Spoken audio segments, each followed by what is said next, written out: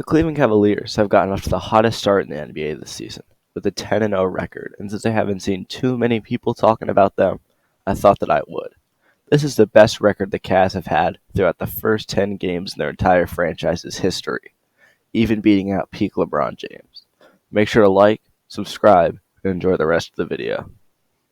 The heart and soul of this team for the past few seasons, and especially this season, has been their defense, especially at the rim. With two monster defenders, Jarrett Allen and Evan Mobley, teams are shooting very poorly at the rim against the Cavs. 59% to be exact, which league averages around 70 to 75% at any time. It isn't only the interior defense that makes the Cavs good on that end of the floor, with quick guards Darius Garland, Donovan Mitchell playing some of the best defense of their career, and always good defender Isaac Okoro. The Cavs can truly be one of the most versatile defensive teams in the league. George Niang is also good just to throw fouls at the enemy team. That's kind of his only job. The numbers might not say it, with them being the 8th best team in defensive rating, but I do believe that the Cavs are a top 5 defensive team in the NBA on any given night. The Cavs are also the number 1 offensive team in the season, having an offensive rating of 122.7 points, which means that on any given night they're going to have 122 points, which is kind of crazy. The league's getting out of hand in scoring. One of the big things from the Cavs this year is what I'm calling Evan Mobley's breakout season.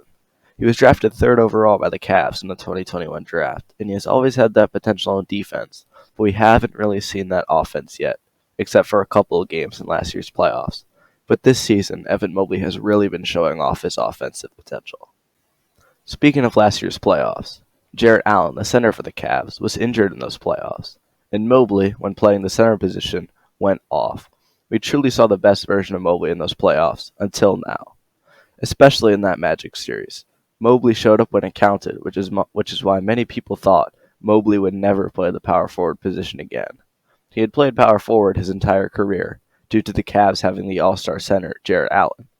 With Mobley seeming like he could be the future for the Cavs at center, trade rumors started coming out for Jarrett Allen.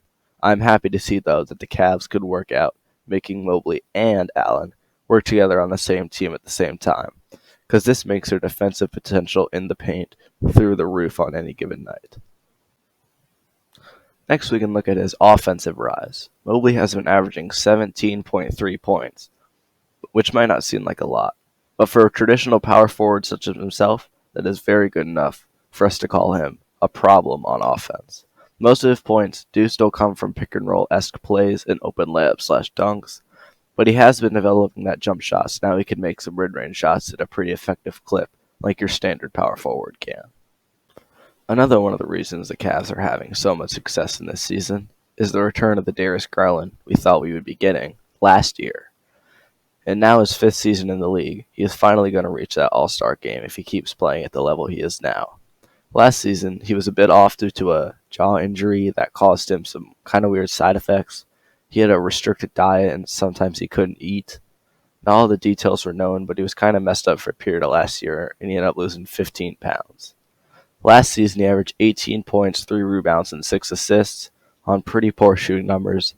This season, he's averaging 20 points, 2 rebounds, and 7 assists, which might not seem like a huge increase, but that's due to, in some of the Cavs games, they're winning by so much that they pull all the starters by the end of the game so they won't get injured. Garland has had some very outstanding performances this year when the games were close and he wasn't pulled out early. He had 34 points versus the Knicks, 39 versus Milwaukee, and 27 versus the Warriors. That is how the season is going for Darius Garland.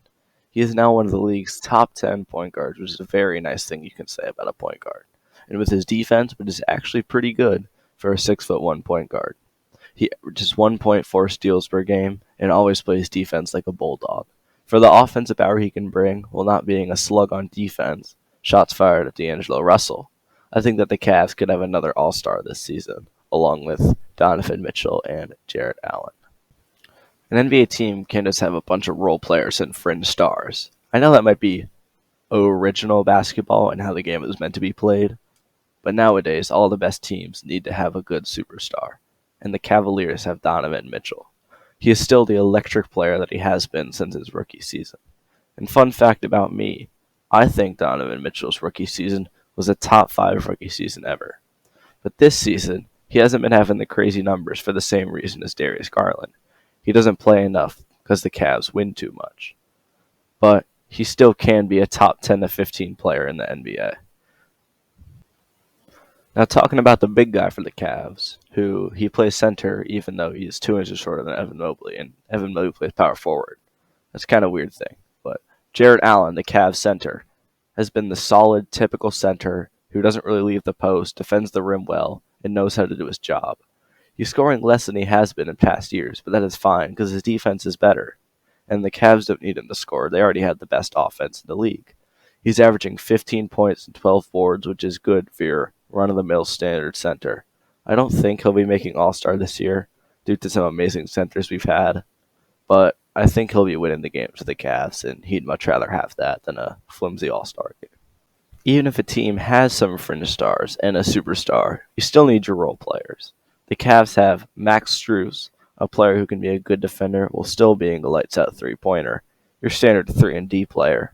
They also have Karis LeVert, a sort of Swiss Army knife on the court. He can do everything that the Cavs need him to do. They also have Amani Bates, who I think could still be a breakout star, but we need to give it some time. If you want to hear his story, it's a good one and he should.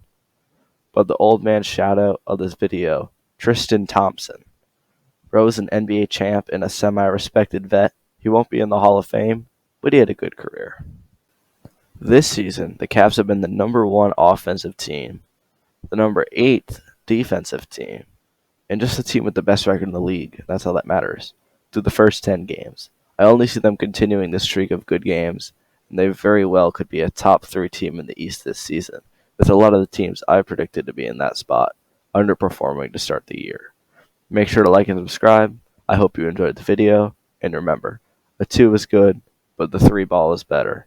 Have a good rest of your day.